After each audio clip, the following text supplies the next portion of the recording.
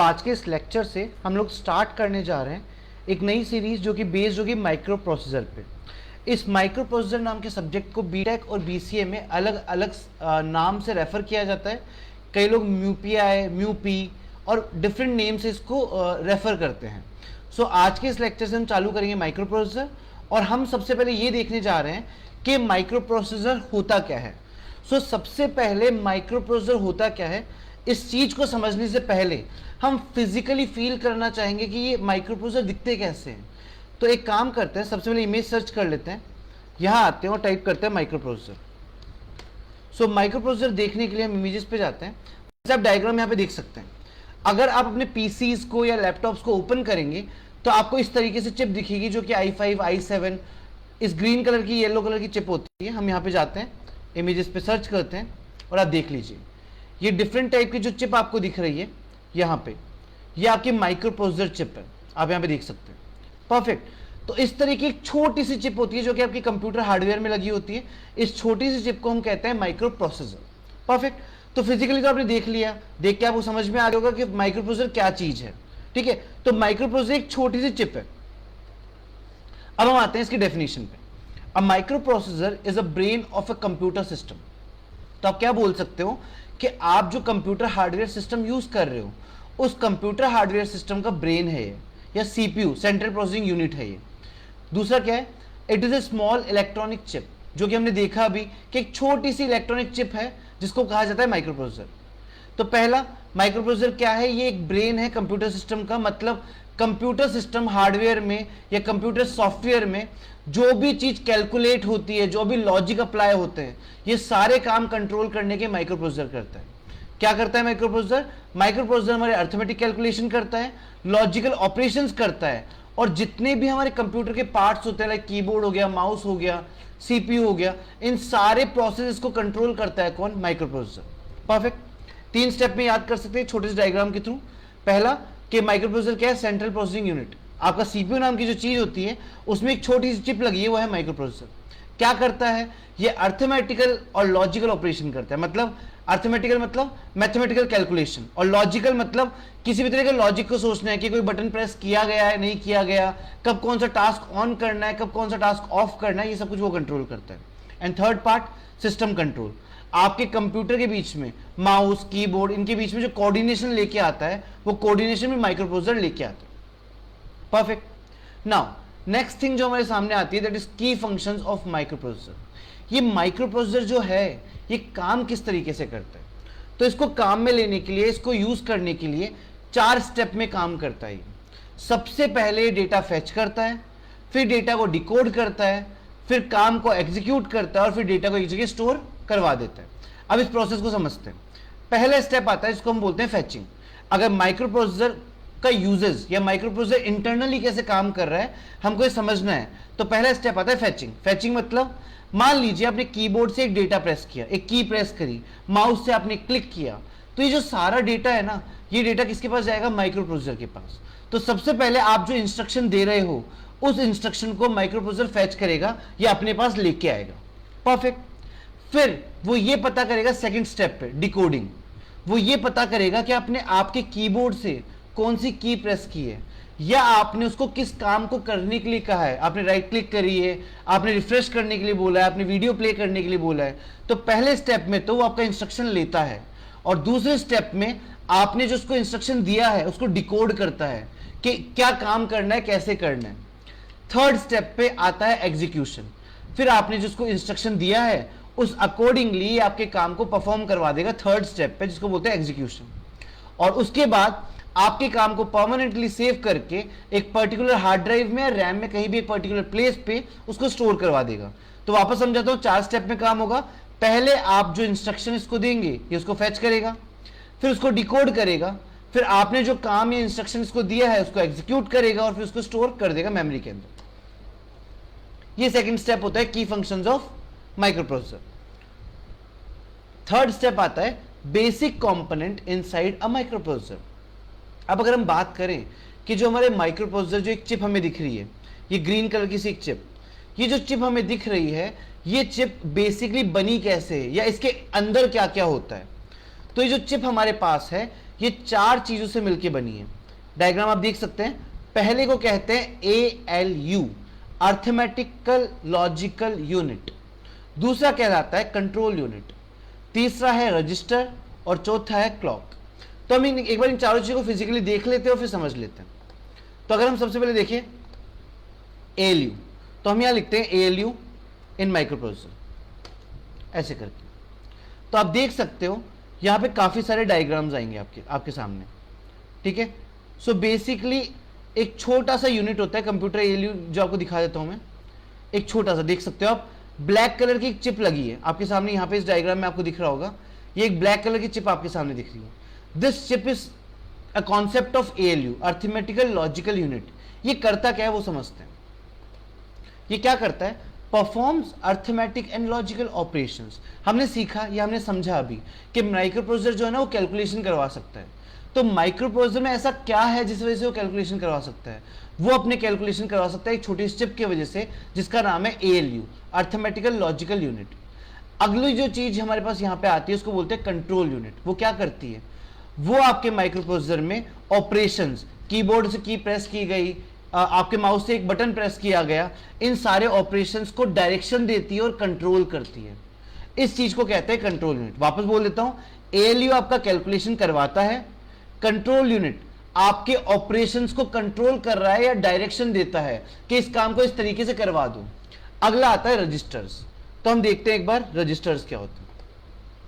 तो हम यहां से हटा देते हैं और हम डालते हैं रजिस्टर्स इन इलेक्ट्रॉनिक्स और देखने की कोशिश करते हैं रजिस्टर्स होते कैसे।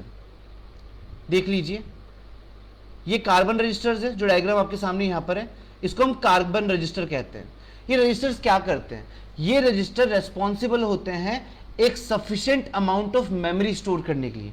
अगर मैं आपको ये बोलूं कि मेरे पास एक टीबी की हार्ड ड्राइव है, तो हार्ड ड्राइव किससे बनी होगी? वो रजिस्टर से बनी होगी। हो सकता है एक रजिस्टर हमारा 1 KB स्टोर करे। उस तरीके से कितने सारे रजिस्टर लगे होंगे एक हार्ड ड्राइव के अंदर। तो जो रजिस्टर्स नाम की चीज होती है, देखो थोड़े बड़े रजिस्टर्स भी आते हैं कुछ इस तरीके के, ठीक है। तो ये रजिस्टर्स क्या करते हैं? ये रजिस्टर्स अपने अंदर एक कैपेसिटी रखते हैं, एक स्टोरेज रखते हैं, जिससे डेटा अपने अंदर स्टोर कर पाएगा। तो यहां पे रजिस्टर का काम क्या है? Provides temporary data storage. आपके इस माइक्रोप्रोसेसर को टेम्पररी डेटा देता है, जिसके अंदर माइक्रोप्रोसेसर अपना डेटा स्टोर कर सकता है। और लास्ट पोर्शन जो आता है माइक्रोप्रोसेसर का, वो आता है क्लॉक। क्लॉक क्या है? Controls the speed of operation. मैं आपको ये भी दिखाता हूं कैसे दिखती है क्लॉक इन इलेक्ट्रॉनिक्स, ठीक है। ऐसे साइकिल्स आपने देखी होंगी, जब आप हार्ट बीट या वो सब भी सुनते हैं तो क्लॉकिंग साइकिल्स आपको दिखते होंगे, ठीक है। या फिर इस तरह का एक डिवाइस आपके सामने होता है, आप देख सकते हो, या इस तरह का एक डिवाइस देख लो। आपने चिप में से एक डिवाइस देखा होगा, इसको क्लॉक कहते हैं। ये क्लॉक क्या करता है? आपके कंप्यूटर में स्पीड जो होती है, माइक्रोप्रोसेसर की जो स्पीड होती है, उस स्पीड को कंट्रोल करता है। ये देखता है कि किस फंक्शनैलिटी को या किस काम को कितने टाइम में खत्म कर दिया जाए। ये सारा कंट्रोलिंग किसके पास होता है? क्लॉक के पास होता है। और ये कुछ इस तरीके का दिखता है। तो ये 4 बेसिक यूनिट से बन के मिला है हमारा माइक्रोप्रोसेसर। नेक्स्ट जो आता है वो हम ये देखेंगे कि आज के टाइम पे माइक्रोप्रोसेसर हमारा कहां यूज हो रहा है। माइक्रोप्रोसेसर हमारे रोबोट्स में यूज हो रहा है, क्योंकि रोबोट्स को फंक्शनैलिटी चाहिए होती है, मेमोरी चाहिए होती है, साथ में उनमें टाइम और स्पीड का कैलकुलेशन भी होता है। वॉशिंग मशीन्स हो गई, मोबाइल फोन्स हो गए, वॉचेस में हो गया, कंप्यूटर्स में, हार्डवेयर कंट्रोल में, प्रोग्रामिंग एग्जीक्यूशन में, इन सारे के सारे, मतलब ऑलमोस्ट आप ये मान लीजिए 90% प्लेसेस पे आपके माइक्रोप्रोसेसर, माइक्रो कंट्रोलर यूज हो रहे हैं। उसके बाद हम देखते हैं कि माइक्रोप्रोसेसर के डिफरेंट टाइप्स कितने हैं। तो आराम से समझने के लिए एक डायग्राम आपके सामने, जिसको बहुत इजीली आप देख के समझ सकते हैं। 2 तरह के माइक्रोप्रोसेसर बनाए गए, सिस्क एंड रिस्क। पहला है सिस्क। सिस्क को कहा जाता है कॉम्प्लेक्स इंस्ट्रक्शन सेट कंप्यूटर, और रिस्क को कहा जाता है reduce instruction set computer. Easily समझ लेते हैं, डायग्राम देख के वो पता चल ही रहा होगा कि ज्यादा बेटर जो है वो हमारा सिस्क होता है, ठीक है, उससे कम बेटर हमारा रिस्क। परफेक्ट, डिफरेंस भी समझ लेते हैं।